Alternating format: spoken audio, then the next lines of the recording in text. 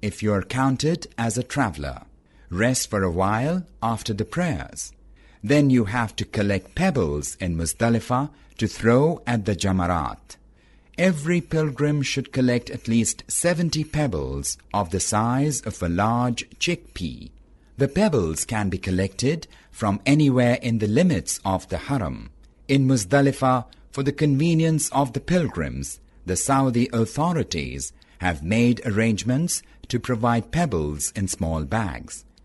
You can get these bags from the counters installed especially for this purpose.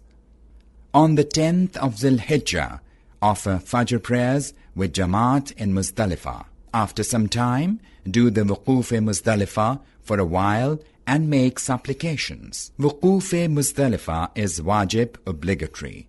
However, it is permissible if women, elderly, weak and sick are not able to do this wuquf and leave for Mina before sunrise. There is no compensation or dam for it. After the wuquf, you have to leave for Mina, a kilometer away from Muzdalifah. The pilgrims normally travel to it on foot. Keep your belongings in your tent after reaching Mina and take some rest. Today, you have to perform many obligations of Hajj. For that reason, the namaz for Eid is condoned for the pilgrims. The first big task today is to throw 7 pebbles at the big Jamara or Jamratul Aqaba.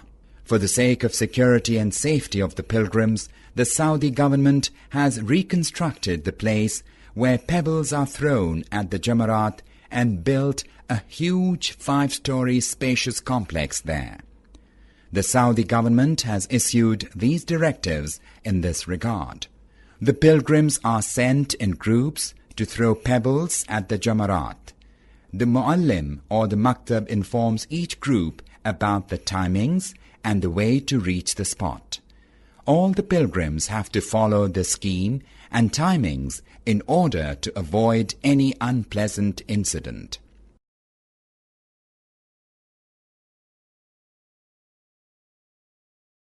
Do not take children while going to Jamarat for throwing pebbles. Similarly, please do not take the elderly and ill on wheelchairs to Jamarat. On their behalf, their mehram or other companions can throw the pebbles. The Saudi government has completely banned the carrying of any belonging along to Jamarat. Hence, do not carry anything with you while going there to throw the pebbles. Go to Jamarat on the 10th Dhul Hijjah with your group according to your time schedule. On your way, you will first see the small Jamara. Just pass on. After some distance, you will pass by the medium Jamara. You have to stop at the 3rd and big Jamara, which is closest to Makkah. Stop reciting the Talbiyah and throw 7 pebbles one by one with your right hand. Recite Bismillah, Allahu Akbar every time you throw a pebble at the Jamara. It is not necessary that the pebbles hit the Jamara, but they should fall in the circle around the Jamara. If you can recall, recite this dua during the Rami. رغما للشيطان ورضا للرحمن اللهم اجعله حجا مبرورا وسعيا مشكورا وذنبا مغفورا. I do this to the humiliation of Shaitan and for the pleasure of the Rahman. O Allah, make this an accepted Hajj and a means for sins that are to be forgiven, and a valued effort. Do not stay for dua after the Rami of the Jamaratul Aqaba. Return with your group. After the Rami, one must sacrifice an animal. It is wajib, obligatory in Hajj Tamattu and Qiran. For sacrifice, stalls of Islamic Development Bank and other organizations sell coupons, and the buyer is informed of the time of the sacrifice. You may also go to the area dedicated for sacrifice in Mina with a few people of your group to buy an animal yourself and sacrifice it on your own. After the sacrifice and before removing the ihram, men have to get their hair shaved or trimmed. It is recommended to do halq for men, while women should get a tiny strip of hair cut from their braid. Then come back to your tents and take a bath. For changing clothes and taking a bath, you may also come back to your place of stay in Makkah.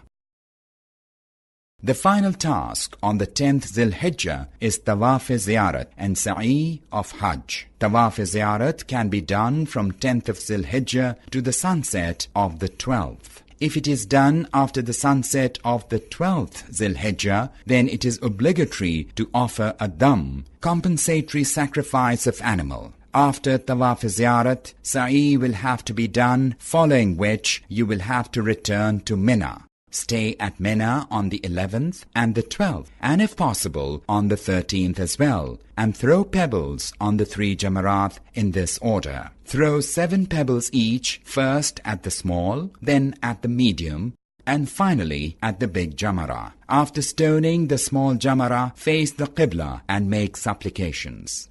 Repeat after throwing pebbles on the medium Jamara, but do not make supplications after throwing pebbles on the big Jamara, according to the Sunnah. On the final day, the 12th or the 13th Zil-Hijjah, leave for Makkah after stoning the Jamarat. Now, all the rites of Hajj have been completed except the Tawaful Wida, which is the last wajib obligatory act. It is a saying of the Prophet ﷺ and recorded in Sahih Muslim that nobody should leave Makkah for his homeland unless he has circumambulated Baytullah. Remember that there will be no istaba, ramal or sa'i in Tawaful Wida, which can be done in normal clothes until you leave Makkah for Medina or your homeland.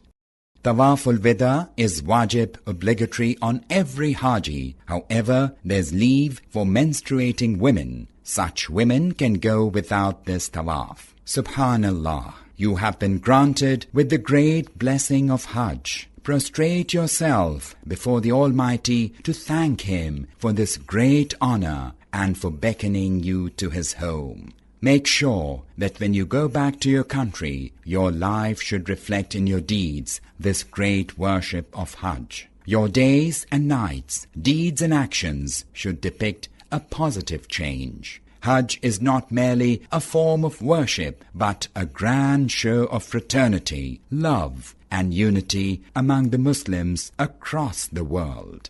Try to spend your life as a member of the Muslim Ummah, putting aside the prejudices of race, language, or region. This is the true message of Hajj. The visit to Medina. إن الله